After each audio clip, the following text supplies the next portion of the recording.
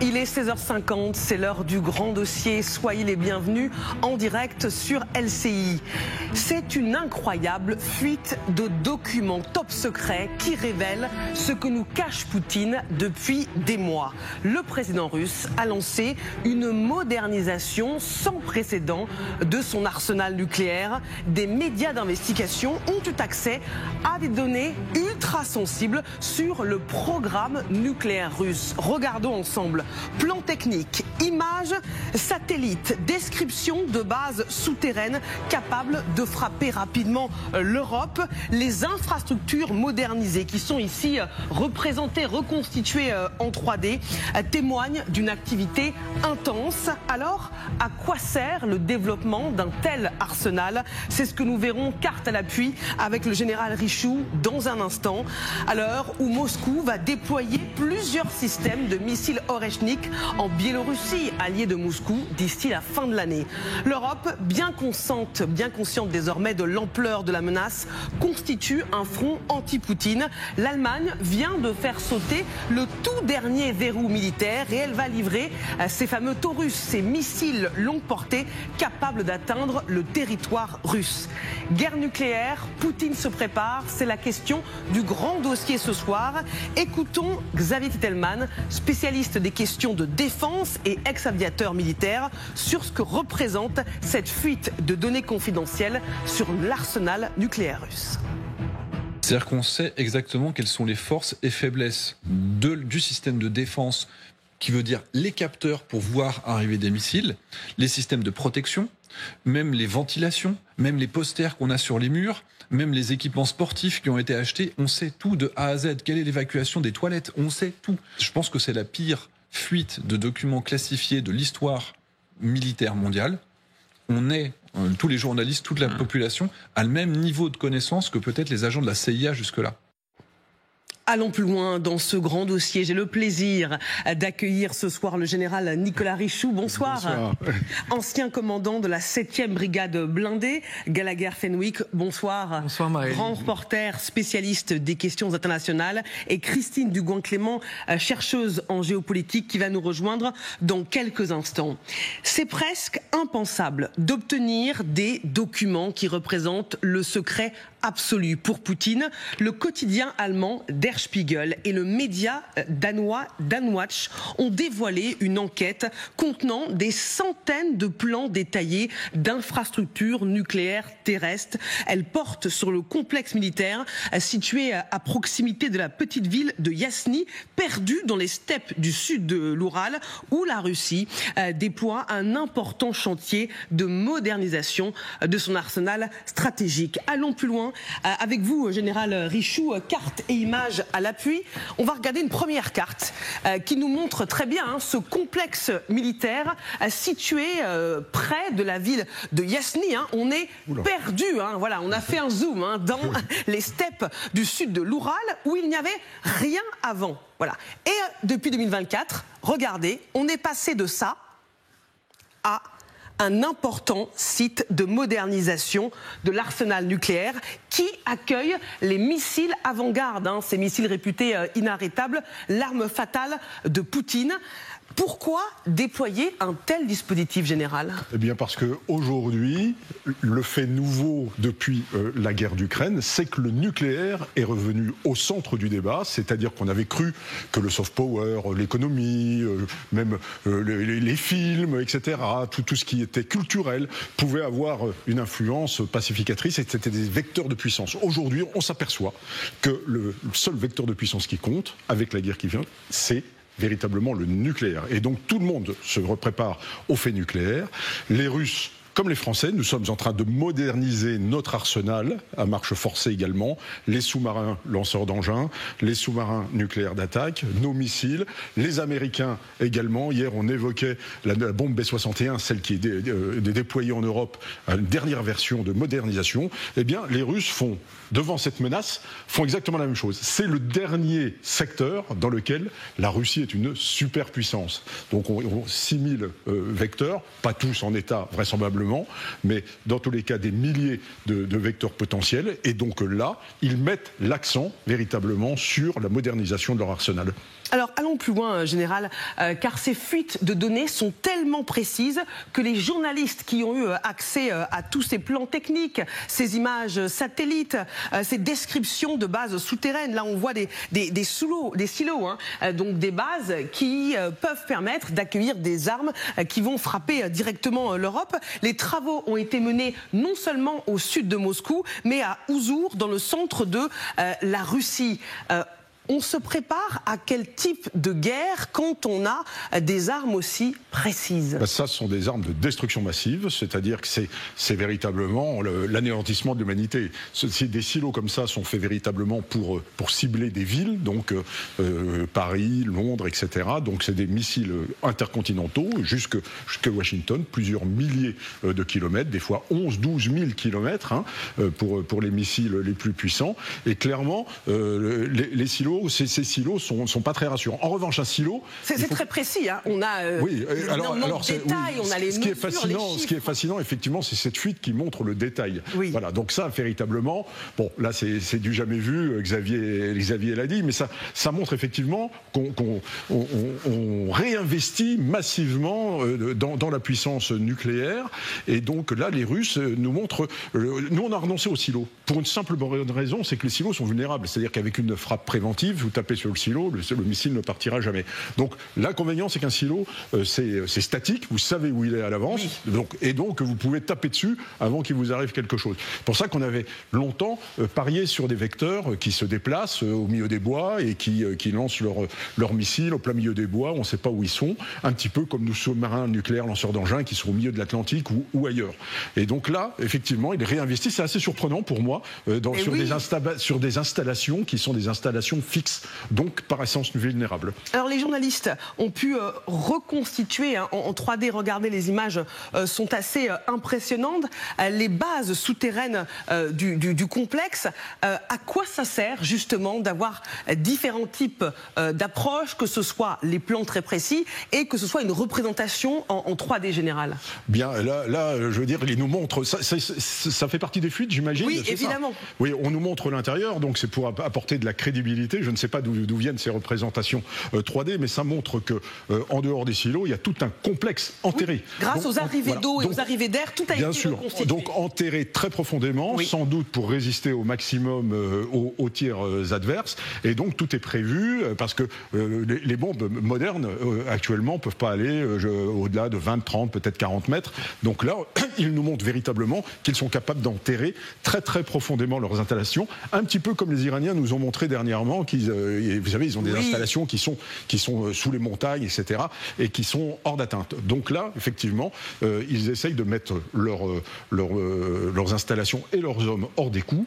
Est-ce que ça fonctionne? Là, il faudrait voir plus dans le détail quelle est la naturelle de ces installations pour pouvoir le dire plus précisément. Évidemment, Général, merci. On poursuit ce débat, évidemment, avec vous, avec Gallagher et avec le général Bernard Norlin qui nous a rejoint, général d'armée aérienne en deuxième section et président d'initiative pour le désarmement nucléaire et ancien directeur de l'IHEDN. Général Norlin, vous êtes un grand spécialiste du nucléaire. Moi, j'ai envie de comprendre pourquoi un pays, pourquoi un président a besoin de moderniser son arsenal nucléaire. Écoutez, c'est un mouvement tout à fait naturel, c'est-à-dire que au fur et à mesure des progrès de la technologie, en particulier dans le domaine de la prévention, de la précision, dans le domaine de la protection contre les armes nucléaires, bon, vous savez, c'est toujours la lutte permanente entre le glaive et le bouclier. Donc on fait des progrès en termes de bouclier, donc il faut faire des progrès en termes de glaive. Donc on est dans un processus, dans une spirale absolument mortifère, parce qu'à la fin, c'est quand même la destruction, comme l'a dit le général Richoux, c'était la destruction de l'humanité qui est en jeu. On est dans une spirale mortifère de course aux armements nucléaires. On est en ce moment dans une véritable course aux armements nucléaires où chaque puissance nucléaire actuelle modernise son arsenal nucléaire et ses systèmes d'armes nucléaires. Donc, en l'occurrence, du côté des Russes, bon, il n'y a rien de surprenant. Je vous rappelle que nous avions de notre temps le plateau d'Albion, dans lequel il y avait des silos enterrés à 300 ou 400 mètres de profondeur. C'est une installation extrêmement spectaculaire à visiter, un peu analogue à celle-là. Évidemment, ça remonte à quelques années. Et donc, voilà, il n'y a rien de surprenant. Mais actuellement, je crois qu'il y a deux choses qu'on peut dire à propos de ces informations. La première, c'est que manifestement, ce sont sans doute des fuites organisées, c'est-à-dire que c'est pour renforcer la crédibilité de l'armement nucléaire. Pourquoi russe ? Pourquoi renforcer la crédibilité de l'arme nucléaire russe ? Parce que vous savez que depuis le début de la guerre en Ukraine, le président Poutine a fait appel au chantage nucléaire plus de 200 fois. Plus de 200 fois. Et donc c'était vraiment un problème. Donc c'est vraiment un problème pour eux parce qu'il y a eu, et d'ailleurs c'est même en Russie. On reproche un peu actuellement au président Poutine d'avoir un peu banalisé l'arme nucléaire. Donc il y a véritablement un souci et une nécessité de crédibiliser à nouveau l'arme nucléaire de façon, pourquoi ? Mais pour dissuader, comme ça se passe depuis le début de la guerre en Ukraine, dissuader les Occidentaux d'apporter leur aide à l'Ukraine, tout simplement. Évidemment. Justement, Général Norlin, vous le disiez, rien qu'en octobre dernier, le président russe expliquait déjà pourquoi il était important de moderniser son arsenal nucléaire. Le nucléaire est un garant fiable de la souveraineté et de la sécurité de notre pays pour résoudre les problèmes de dissuasion stratégique, maintenir la parité nucléaire et équilibrer les pouvoirs dans le monde. Il est important de disposer de forces stratégiques modernes qui soient constamment prêtes à être utilisées au combat.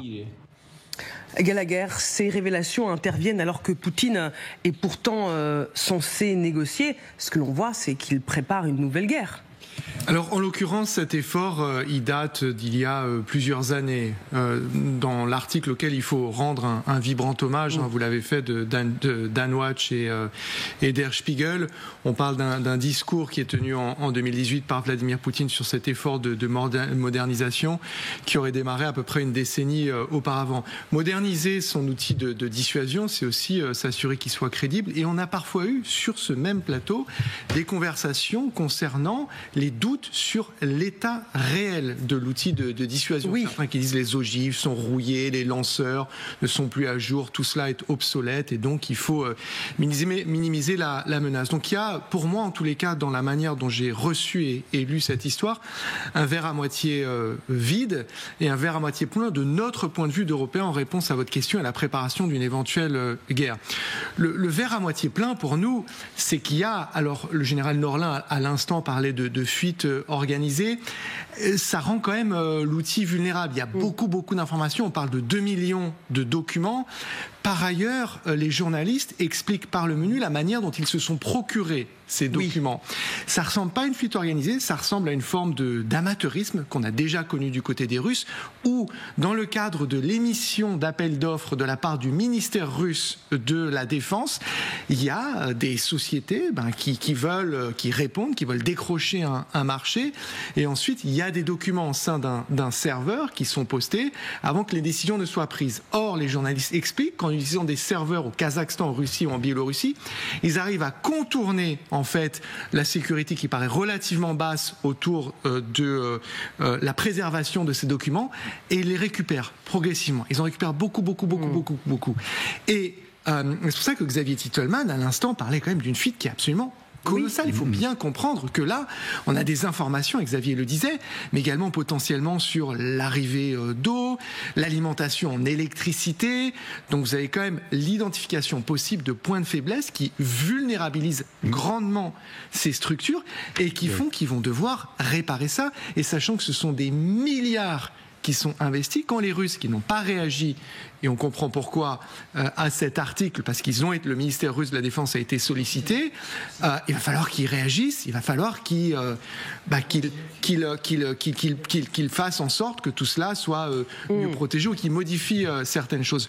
Le verre à moitié vide, et j'en termine par là, c'est qu'on peut plus dire, à la vue de ces documents, que, en fait, ils ne modernisent pas, c'est un peu laissé à l'abandon, et puis il y a une sorte d'ambiguïté. C'est ce qu'on avait entendu. Je suis d'accord. Oui, en fait, ça rouille tranquillement, et puis le jour où il faudra appuyer sur le bouton, en fait, il y a de grandes chances pour que ça rouille. Non, il y a une vraie volonté, il y a des dépenses qui sont colossales, avec énormément de minutie et d'attention portée sur les différents sujets qui sont largement traités dans les documents et dans l'article. Sur la fuite de ces documents, écoutez ce que disait sur LCI Sergueï Girnov, ex-officier du KGB. La publication de ces documents, en fait, vous dites la terrifiante fuite de données. C'est la terrifiante pour Poutine. Parce que les coordonnées de cette base sont connues. En fait, on lui montre que tu menaces l'Occident par la guerre nucléaire. Et en fait, il suffit de 12 frappes nucléaires sur les 12 bases et c'est fini. Général, est-ce que Poutine est fragilisé, comme le dit l'ex-officier du KGB, ou est-ce une manipulation? Est-ce qu'on est sûr de la véracité de ces documents et qu'ils appartiennent bien aux Russes? D'abord, on n'est jamais sûr de rien. À 100%, il peut y avoir une forme de désinformation. Vous avez deux solutions. Soit ils veulent faire savoir qu'il reste une puissance considérable, et puis donc ça peut être aussi une manœuvre de déception. Soit c'est vrai, mais comme je le disais tout à l'heure au tableau, moi j'ai des doutes sur les silos quand même, qui sont des silos fixes, dont on connaît les coordonnées, comme ça vient d'être dit, et qu'on peut taper comme on veut. C'est la raison pour laquelle, d'ailleurs, on a abandonné les silos du plateau d'Albion, parce qu'il faut de l'imprévisibilité. Je veux dire, le nucléaire, c'est ne pas savoir d'où on va tirer, et il y a quasiment que les sous-marins nucléaires lanceurs d'engins, au milieu de n'importe quelle mer de la planète, qui peuvent nous assurer qu'ils vont pouvoir tirer sans contre-feu, sans tir de batterie.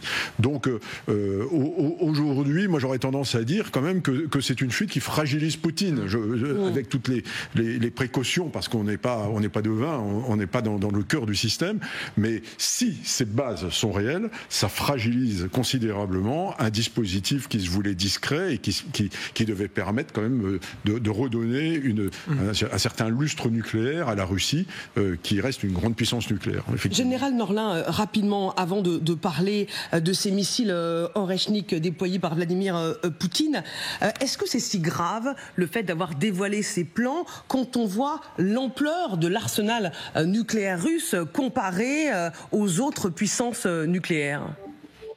Non, effectivement, comme le disait le général Richoud, bien sûr que c'est très vulnérable, on connaît, mais vous savez, il n'y a pas besoin de ces fuites pour que les États-Unis aient déjà détecté tous les emploiements extrêmement précis de tous les silos qui se sont construits, qui ont été construits, qui se sont construits ou qui sont construits. Donc les coordonnées géographiques GPS de tous ces silos sont connues.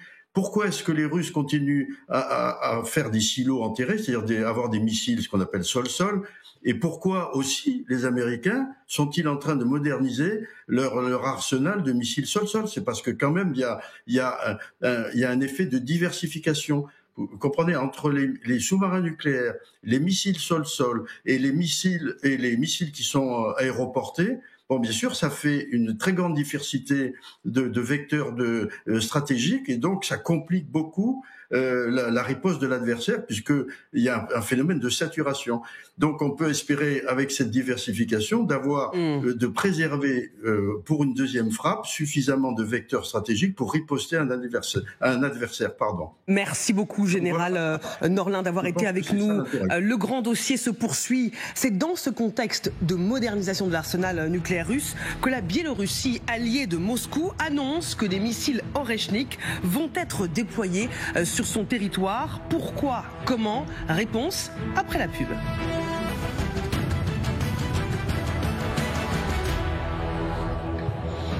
Vous êtes bien devant le grand dossier intitulé ce soir « Guerre nucléaire ». Poutine se prépare. La question se pose après la fuite de ces documents top secrets qui prouvent que le président russe a lancé une modernisation sans précédent de son arsenal nucléaire. Et c'est dans ce contexte que la Biélorussie, alliée de Moscou, annonce que des missiles Oreshnik vont être déployés sur son territoire. Pourquoi? Comment? C'est ce que nous verrons. Mais d'abord, les les principaux titres de l'actualité. À la une, cette histoire sidérante. Le cartel le plus puissant du Mexique a envoyé en France, près de Toulon, plusieurs de ces chimistes, comme on les appelle, pour produire des centaines de kilos de drogue de synthèse. Une première en France. Selon l'agence de police européenne, plusieurs chimistes du cartel de Sinaloa avaient même été dépêchés sur place pour y installer de manière permanente un laboratoire de production de méthamphétamine. L'escalade verbale entre Israël et la France. En déplacement à Singapour, Emmanuel Macron s'est montré très virulent envers Israël, jugeant que la création d'un État palestinien n'était pas, je cite, simplement un devoir moral, mais une exigence politique. La réaction d'Israël n'a pas tardé. Le ministre israélien des Affaires étrangères a accusé le président français d'être, je cite, en croisade contre l'État juif. Enfin, il était mondialement connu comme le père de la pilule abortive. Le professeur Étienne-Émile Beaulieu est décédé à l'âge de 98 ans. Son invention avait révolutionné la vie de millions de femmes en leur offrant la possibilité d'une interruption volontaire de grossesse médicamenteuse. Voilà pour l'essentiel de l'actualité. Vous êtes bien devant le grand dossier consacré ce soir à cette question. Guerre nucléaire, Poutine se prépare avec le général Nicolas Richoux, avec le grand reporter Gallagher Fenwick et avec Christine Dugouin-Clément qui nous a rejoint. Bonsoir. Bonsoir. Vous êtes chercheuse en géopolitique pour la chaire Normes et Risques à l'IAE Paris-Sorbonne Business School et pour le think tank Cap Europe. Et accueillons également Alexandre Vautravers. Bonsoir. Vous êtes rédacteur en chef de la revue militaire suisse RMS, directeur scientifique du Centre d'histoire et de prospective militaire et vous êtes colonel d'état-major général et ancien professeur de relations internationales. Merci d'être avec nous en direct dans le grand dossier. Je vous le disais, c'est dans ce contexte de fuite de données top secrètes sur la modernisation de l'arsenal nucléaire russe que la Biélorussie, alliée de Moscou, annonce que des missiles Oreshnik vont être déployés sur son territoire. Poutine passe désormais à l'acte après l'avoir annoncé en décembre dernier. Je pense que le déploiement de complexes tels que l'Oreshnik sur le territoire de la République du Bélarus est possible. Cela deviendra possible, je pense, au cours du deuxième semestre de l'année prochaine. Cédric, vous nous avez rejoint. Que sait-on sur ces missiles Oreshnik qui vont être déployés sur le territoire d'un allié de Poutine, la Biélorussie ? Ah oui, on a d'abord cette annonce d'un responsable biélorusse. Regardez, Alexandre Wolfowitch, secrétaire d'État du Conseil de sécurité. Voici ce qu'il nous dit. D'ici la fin de l'année, je pense que la décision concernant le déploiement d'Oreshnik convenue par nos chefs d'État sera effective. Il ajoute que les emplacements en Biélorussie ont été finalisés. Les préparatifs, dit-il, se déroulent comme prévu. Eh bien, en décembre dernier, on vient de l'entendre, avec la signature de ce traité de paix entre Vladimir Poutine et Alexandre Loukachenko, le président biélorusse, qui avait demandé à son homologue russe de lui fournir justement ces missiles Oreshnik, et il avait obtenu donc un premier engagement qui serait donc aujourd'hui sur le point de se concrétiser. Les services de renseignement ukrainiens, eux, sont quand même un petit peu plus dubitatifs. Ils n'y croient pas vraiment. Regardez ce que nous dit le chef du renseignement extérieur. Loukachenko affirme qu'ils auront Oreshnik d'ici la fin de l'année, mais cela ressemble à un vœu pieux. Fin de citation, Marie-Aline. Cédric, quel est l'enjeu autour de cette Oreshnik ? Pourquoi un tel intérêt des Biélorusses ? Alors, l'Oreshnik, je le rappelle, c'est le petit dernier, le nouveau-né des missiles russes, et il est entouré, il faut le dire, de pas mal de mystères, d'interrogations. Il est apparu, souvenez-vous, pour la première fois le 21 novembre dernier, lancé par la Russie sur l'Ukraine, sur la ville de Dnipro. Vous voyez d'ailleurs les images des impacts ou des impacts supposés à l'époque. Ce jour-là, aucun mort, seulement quelques dégâts matériels. Pourquoi ? Parce qu'il n'y avait pas de charge explosive dans ces missiles. Mais les Russes, eux, entretiennent l'ambiguïté sur la capacité de ce missile à porter une charge nucléaire, d'où l'inquiétude de la communauté internationale. Écoutez comment Vladimir Poutine parlait de cette Oreshnik en décembre 2019 à la télévision. Il n'y a aucune chance d'abattre ces missiles. Et si les experts occidentaux pensent qu'Oreshnik peut être abattu, nous leur proposons, ainsi qu'aux pays comme les États-Unis qui les paient pour leurs analyses, de mener une sorte d'expérience technologique. Une expérience technologique de haut niveau, le duel technologique du XXIe siècle. Qu'ils choisissent un endroit, un bâtiment, disons à Kiev, qu'ils y concentrent toutes leurs forces de défense aérienne et de défense antimissiles, et nous les frapperons avec Oreshnik. Et nous verrons ce qui se passe. Nous sommes prêts pour une telle expérience. Mais de leur côté, est-ce qu'ils sont prêts ? Voilà, mais ça, le ton menaçant de Vladimir Poutine avec ce missile Oreshnik, qui, je le rappelle, n'a été utilisé pour l'instant qu'une seule fois. Il serait encore à l'essai. Il y a beaucoup d'interrogations donc et même de prudence sur ce missile. On a contacté un spécialiste aéronautique, Gaëtan Powys, qu'on connaît bien ici sur LCI, et voici ce qu'il en dit.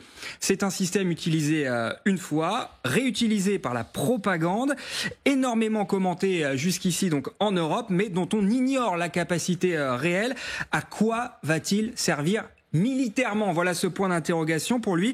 La Biélorussie joue un petit peu le faire-valoir de son allié russe dans cette histoire en se montrant désireuse d'obtenir ce missile avec beaucoup d'inconnus encore autour de cet Oreshnik. Merci beaucoup Cédric pour ces informations. Général Richoux, je vous voyais réagir pendant cet exposé. Moi je me demande quel est l'intérêt pour Poutine et pour Loukachenko de voir ces armes déployées en Biélorussie? Bon, alors d'abord, il y a un intérêt politique, c'est de montrer qu'ils sont au niveau politique, enfin au niveau technologiquement, et qu'ils font des armes invincibles. Ça, dans la grande compétition internationale, à l'heure où on doute des capacités russes, c'est pour montrer qu'ils sont vraiment, ils continuent à faire partir de la cour des grands. D'autre part, le déploiement d'Oreshnik, 3 à 5 000 km, donc le mettre en Biélorussie, c'est absolument pas neutre. La Bélarus, on se rappelle qu'elle était censée déjà avoir accueilli de l'armement nucléaire tactique, mais il y a au moins 2 ans, dont on ne sait pas très bien ce qu'il est advenu. Mais si on déploie des missiles comme ça de moyenne portée en Bélarus, on continue la vassalisation en fait du Bélarus, clairement, qui va porter les missiles russes. Donc la Bélarus réintègre carrément le bloc ex-soviétique, le bloc russe, en portant l'armement nucléaire russe. Et troisièmement, il ne faut pas oublier que la portée de ces missiles ne menace pas les États-Unis. Donc on relance la question du découplage entre les États-Unis et l'Europe, c'est-à-dire il y a un message aux États-Unis, regardez, c'est un missile de portée intermédiaire, ça ne va pas jusque chez vous. Nous, notre adversaire, c'est véritablement l'Occident là, donc ne vous en mêlez pas. On retourne dans la problématique, la dialectique des SS-20 à la fin des années 70, début des années 80, c'est-à-dire les missiles sont à l'est, le Pacifique est à l'ouest, etc. Donc effectivement, il y a une volonté aussi, à mon avis, de découpler les intérêts des États-Unis, avec Donald Trump surtout en ce moment, et ceux des Européens. Alexandre Vautravers, vous qui êtes avec nous, colonel d'état-major général, qu'est-ce que ça change d'un point de vue militaire que ces missiles Oreshnik soient déployés en Biélorussie? Bon, on peut effectivement lire cette situation et analyser cette situation à l'échelon stratégique, comme cela vient d'être fait très justement. Sur le plan opérationnel ou opératif, cela change beaucoup parce que jusqu'à maintenant, Kiev, la capitale ukrainienne, a dû essentiellement se protéger de tirs de missiles à longue portée en provenance d'une direction particulière. Et bien sûr, si on augmente le nombre de pas de tir et que l'on inclut la Biélorussie dans les sites pouvant lancer ce type de missile en direction de Kiev, eh bien on complique de manière très importante, très significative le travail des défenseurs de la défense aérienne de la capitale ukrainienne. Qu'en pensez-vous, Christine Dugon-Clément, sur l'intérêt politique, militaire, stratégique de ces armes dont la portée ne menace pas les États-Unis, mais l'Europe?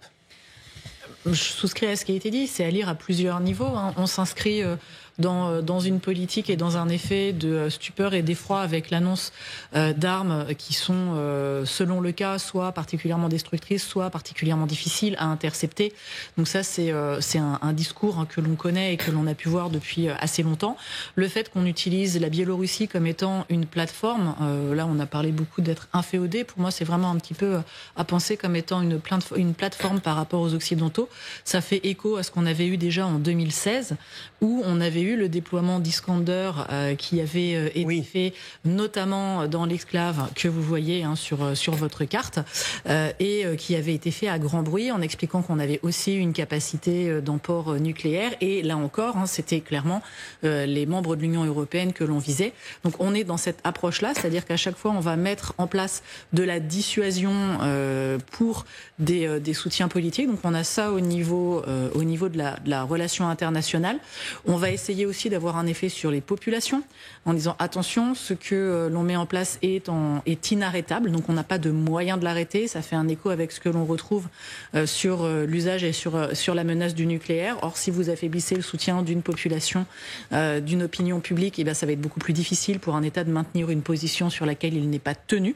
Et puis, d'un point de vue, effectivement, ce qui a été dit sur le terrain, et bien là, on a une possibilité de pouvoir frapper potentiellement plus au cœur de la capitale en défaisant les systèmes de protection. Alors, rappelons aussi que quand on est sur ce genre de matériel, on ne va pas le faire pour une cible d'intérêt modéré, parce qu'il y a quand même un coût au vecteur que vous allez faire. Donc, sorti d'envoyer un message potentiellement politique assez fort quand vous allez déployer, par exemple, sans tête explosive, donc juste pour avoir cette espèce de démonstration-là.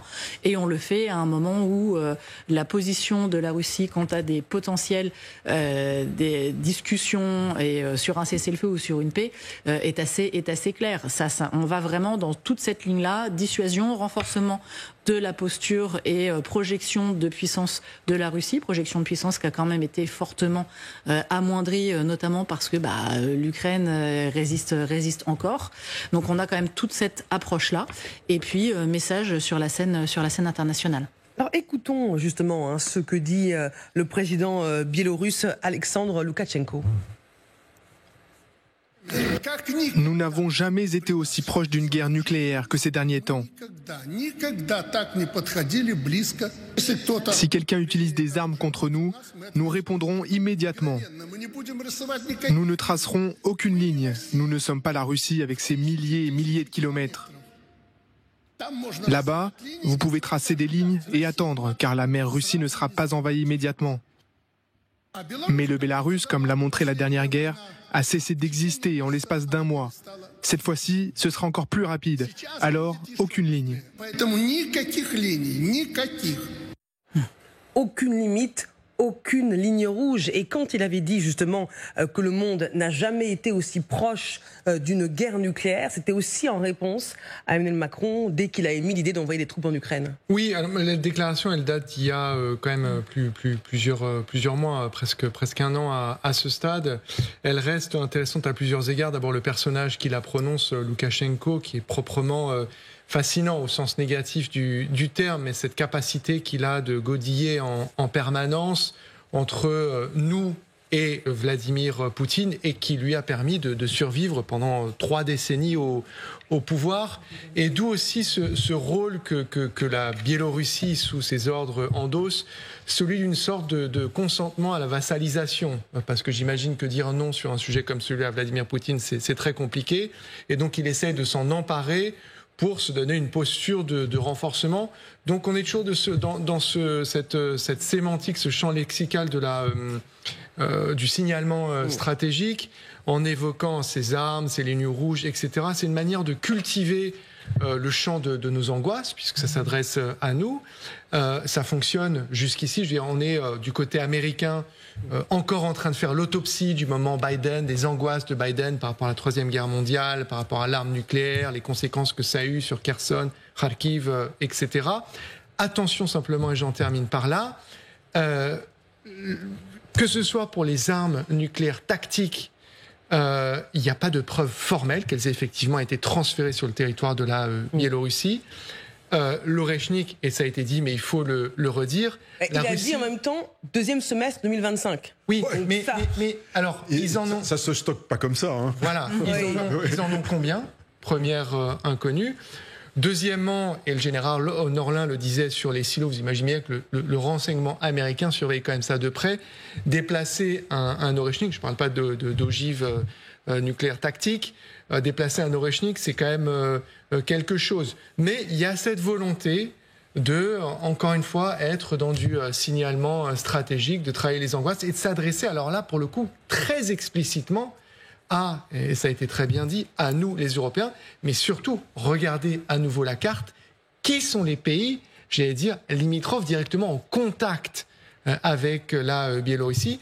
Là, vous voyez qui va se sentir extrêmement concerné par ces annonces, parce qu'ils sont littéralement au premier rang, au premier plan. Quand on parle d'un monde qui pourrait être proche d'une guerre nucléaire, est-ce qu'on est uniquement dans le registre de la menace, ou est-ce qu'on est lucide sur l'escalade future si aucun camp ne lâche rien?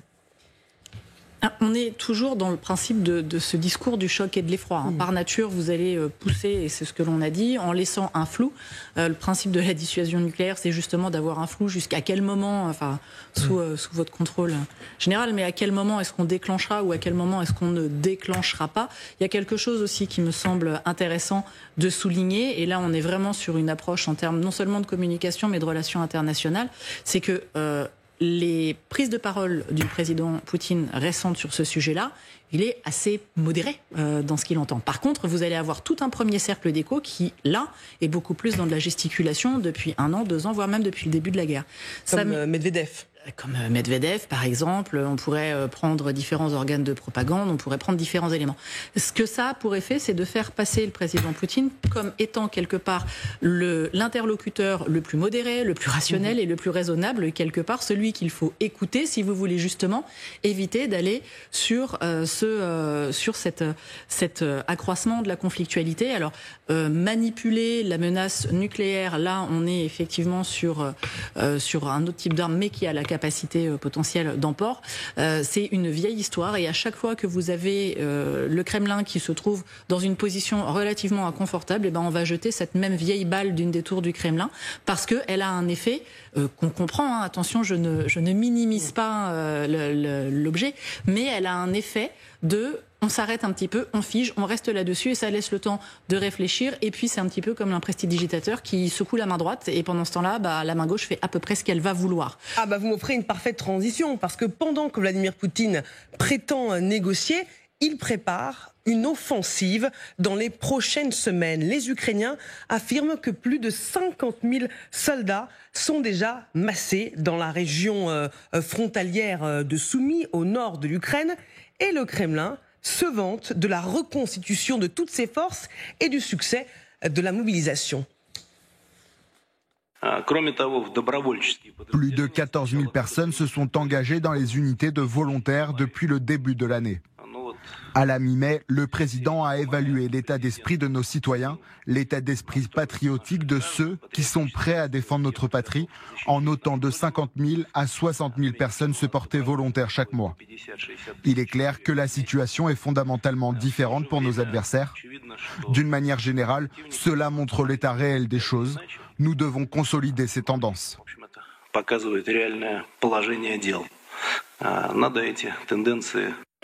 Alexandre Vautravers, il s'agit de soldats qui ont repoussé l'attaque ukrainienne lancée dans la région russe de Koursk. Est-ce un stationnement avant un redéploiement ?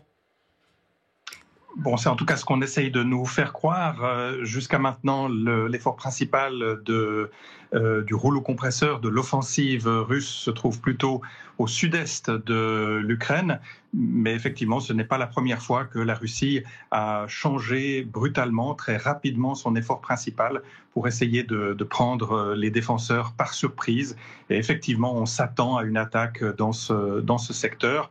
De l'autre côté de la frontière, de l'autre côté du front, on a aussi établi des préparatifs, et en particulier cette ligne de démarcation d'une 50aine de kilomètres de profondeur qui vise à empêcher tout assaut mécanisé. développée. Et donc, d'une part et d'autre, on s'attend effectivement à ce que dans cette région importante, significative du nord de l'Ukraine, on retrouve un nouveau passage à l'offensive russe ces prochaines semaines ou ces prochains mois.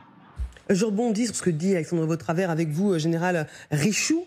Où, si on peut voir la carte, pourrait se faire cette offensive avec les soldats qui sont stationnés en direction de Soumy? Oui. Alors là, vous avez en fait deux hypothèses. Parce que on nous a expliqué avant-hier que l'offensive a déjà commencé. Alors bon, je pense qu'il doit y avoir des petits accrochages de frontières, mais visiblement, il se passe pas. Et il y a quand même déjà des évacuations qui ont commencé côté ukrainien. Bien sûr. Alors là, vous pouvez avoir, conformément à ce qu'avait dit Vladimir Poutine il y a quelque temps, effectivement, une zone tampon qu'on veut établir pour plus craindre des offensives ukrainiennes vers le nord.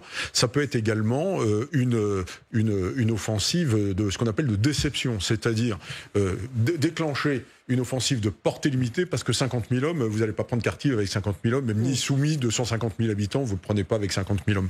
Donc ce front-là, il existe depuis longtemps, il est installé dans la profondeur, ils ne vont pas percer avec 50 000 hommes. En revanche, s'ils attaquent par là, ils vont attirer les réserves ukrainiennes qui sont sur le front centre, et pour les fixer vers le nord, et à ce moment-là, éventuellement, c'est comme ça que je vois la manœuvre, moi, reprendre effectivement la poussée vers le centre pour pouvoir compléter la conquête des oblasts qui ont été annexés de facto à la constitution russe. Donc le danger, c'est effectivement un peu comme ils avaient fait au nord de Kharkiv. D'ailleurs, ils avaient attaqué avec 50 000 hommes, si vous vous souvenez. Oui. C'est une offensive qui a conquis quelques kilomètres carrés à la frontière, qui n'a pas été très loin, mais qui a forcé les Ukrainiens à reprendre leurs réserves, qui étaient très utiles au centre. La réserve, c'est toujours ce qui est à la poignée de l'éventail pour permettre de combler les trous, aller combler les parties du front qui sont un peu vulnérables. Et puis, ils ont été obligés de les envoyer vers le nord. Donc, ça force à étirer le front et donc ça affaiblit effectivement le front central. Je dirais, ça, c'est une des hypothèses. Il n'est pas impossible non plus qu'ils cherchent à engager un nouveau front, mais avec 50 000 hommes, on ne peut pas conquérir l'Ukraine complète. Ça se saurait. Là, il faudrait plusieurs centaines de milliers d'hommes pour faire une percée correcte. Les Ukrainiens racontent avoir intercepté une conversation entre Russes dans la région frontalière de Belgorod, des Russes qui se préparaient à une évacuation avant l'offensive de Poutine. Écoutons. En bref, il est clair qu'ils vont expulser tout le monde, les zones frontalières, et créer une zone grise pour leur opération militaire. Laissez-les construire des colonies temporaires, des zones, et c'est tout. Ils clôtureront même le terrain avec des barbelés. Alors, il faut être toujours très prudent quand on a évidemment ce genre de conversation en main Gallagher. On ne sait pas vraiment de quel front il parle. Donc, c'est possible qu'on soit leurré en pensant que les Russes vont arriver dans telle direction et en fait, ils vont aller ailleurs. Non, mais le renseignement ukrainien et les soldats eux-mêmes parlent des efforts qui sont en cours à la fois dans le nord-est et du côté de Konstantinivka, Pokrovsk, avec un saillant de ce côté-là qui pose de réels soucis aux Ukrainiens, qui s'adresse aussi à travers de ce type de publication à nous, en demandant que soit envoyé davantage d'aide. Et Volodymyr Zelensky, tout récemment, dit qu'avec 30 milliards, il peut faire tourner à plein l'outil industriel, enfin la base industrielle de technologie et de défense. Mais j'allais dire, en fait, on a commencé la séquence en disant Poutine, en réalité, ne veut pas négocier, regardez l'effort de guerre. Pas trop décorréler ces deux éléments.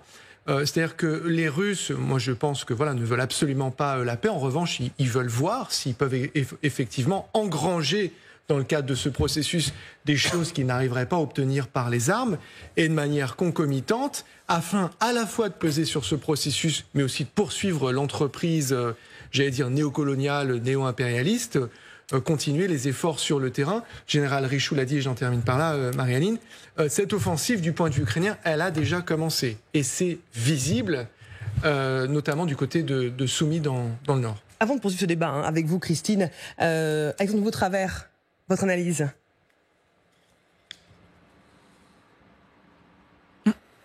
Alexandre Vautravers, votre analyse. Est-ce que vous entendez ? Comme je l'ai dit, la Russie cherche à changer son effort principal, cherche à à s'infiltrer, cherche à développer des attaques sur plusieurs axes. Et puis elle va bien sûr, avec ses réserves numériquement importantes, elle va renforcer le succès, c'est-à-dire là où la percée a davantage de chances d'aboutir, c'est là que va se déclencher effectivement cet assaut principal russe. Il est trop tôt pour dire aujourd'hui exactement où. Évidemment, merci Alexandre Vautravers. À suivre, vous restez avec nous. L'Europe, désormais bien consciente de l'ampleur de la menace, constitue un front anti-Poutine. L'Allemagne vient de faire sauter le tout dernier verrou militaire. Elle va livrer des Taurus, ces fameux missiles longue portée capables d'atteindre le territoire russe. Quel impact sur la guerre? C'est ce que nous verrons. À tout de suite dans le grand dossier.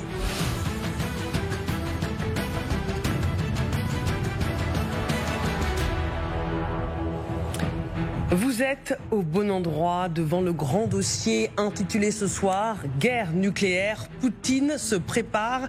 La question est posée car le président, vous le savez, le président russe modernise son arsenal nucléaire à vitesse grand V. Alors l'Europe, qui est désormais bien consciente de l'ampleur de la menace, constitue un front anti-Poutine. Starmer pour les Britanniques, Macron pour la France, Merz pour l'Allemagne et Tusk pour la Pologne. On pourrait les appeler les quatre fantastiques face à les quatre mousquetaires face à la menace russe. L'Allemagne vient de faire sauter un verrou militaire en annonçant la fin des restrictions sur la portée des armes livrées à Kiev. Écoutons le chancelier allemand. Nos ministres de la Défense signeront aujourd'hui un protocole d'accord sur l'acquisition de systèmes d'armes à longue portée de fabrication ukrainienne. Il n'y aura aucune restriction de portée. Cela permettra à l'Ukraine de se défendre pleinement, même contre des cibles militaires situées hors de son territoire. Cela marque le début d'une nouvelle forme de coopération militaro-industrielle entre nos pays, une coopération au fort potentiel.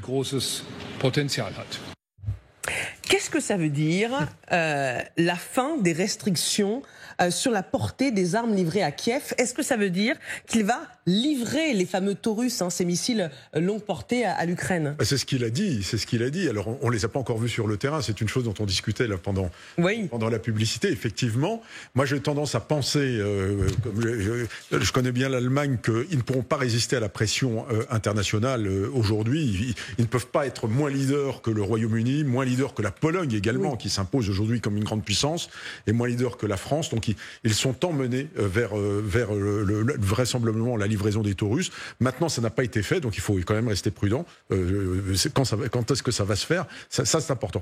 Général Richoux, par rapport aux autres armes à longue portée livrées par les Britanniques, livrées par les Français, il n'y a pas une grosse différence. Pensez au Scalp et au Storm Shadow. C'est l'équivalent, ça va un petit peu plus loin. Ça détruit, je crois qu'il y a une double charge qui permet de faire un petit peu plus de dégâts. On voit la portée des Storm Shadow en orange, 250 km, attaque MS, et Taurus, 500 km. C'est quand même plus voilà, les Scalp, ça, à mon avis, dans leur version débridée, ça va à 400 km, facile. Ah oui. Ah oui, non, ça va plus loin que ça. Ça approche même les 400-500.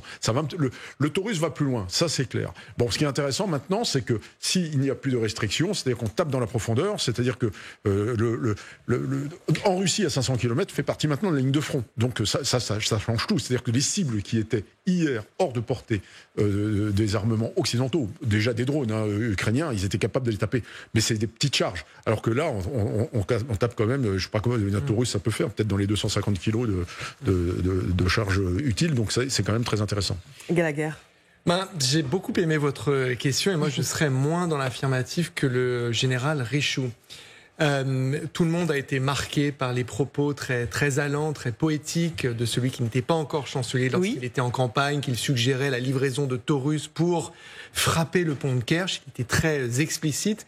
Maintenant, il faut se souvenir, comme le veut la formule, qu'on fait campagne en poésie, mais qu'on gouverne avec de la prose. Or, quand on se penche sur celle de celui qui est désormais cet officiel chancelier de l'Allemagne, le nouveau chancelier Friedrich Merz, il tient ses propos à côté de Volodymyr Zelensky, le président ukrainien. C'était un moment qui était évidemment très attendu.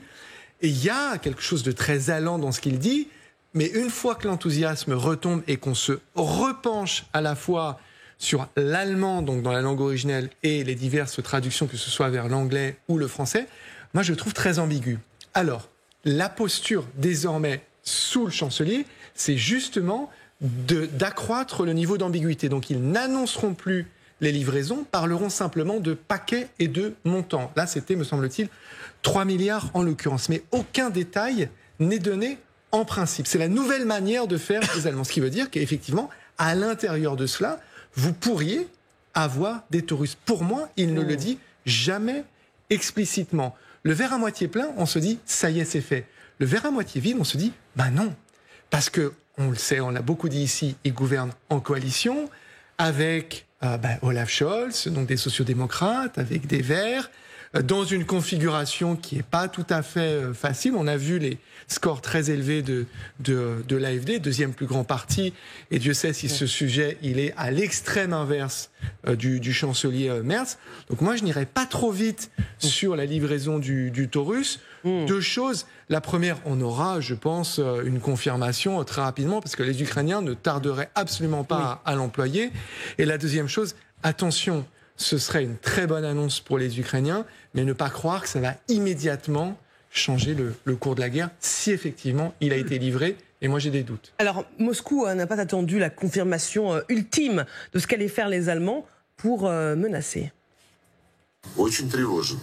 Les récents propos du nouveau chancelier allemand, M. Merz, qui s'est engagé à faire de l'Allemagne, selon ses mots, la première puissance militaire d'Europe, sont très inquiétants. Beaucoup se sont immédiatement souvenus des périodes du siècle dernier, lorsque l'Allemagne est devenue à 2 reprises la première puissance militaire, et combien cela a causé de souffrance au peuple.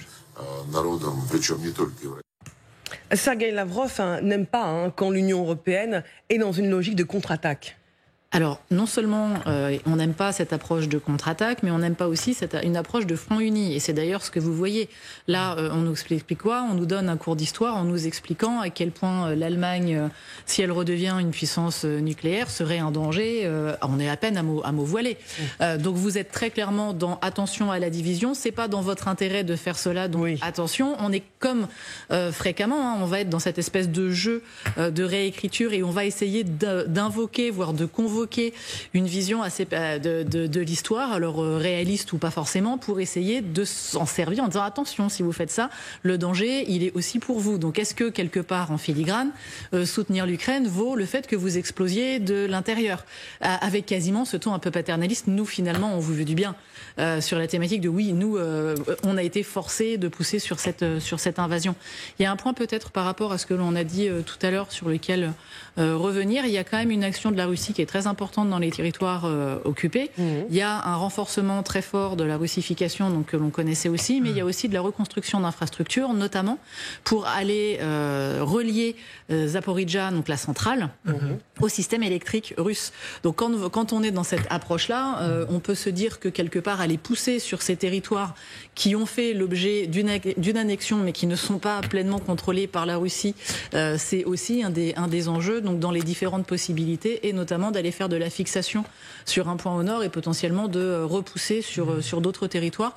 Je pense qu'il faut garder vraiment à l'esprit cette espèce de consolidation que l'on a sur les territoires occupés, et notamment là, quand vous êtes sur de la politique énergétique, les Européens sont bien placés pour le savoir, on est sur des politiques de temps long.